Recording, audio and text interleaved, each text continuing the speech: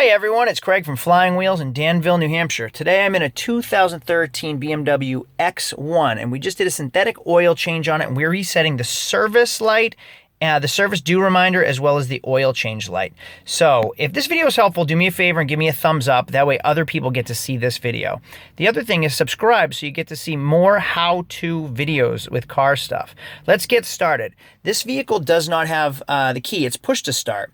So we are going to keep our foot off of the brake pedal and push twice. Push the start button twice.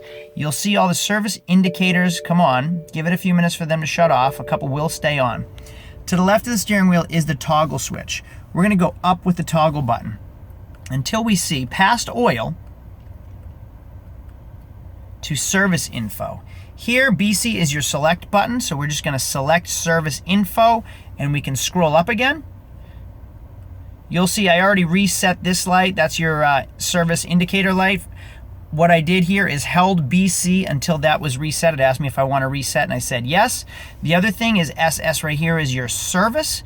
So we're at 619 because I did reset it already. But once again, once we got here, I'm going to hold that BC button for a few seconds and you'll see the time date come up. So now that we're on the date, I can move up and down with that toggle switch. And you'll see 8, 9, 10. You can put it wherever you want. We changed it for 6 months from now. So now I'm at 6/2019. Hold that right there. Now I'm at 2019. Now that I pushed it once, it switched over to 2019. Reset, and we are all set.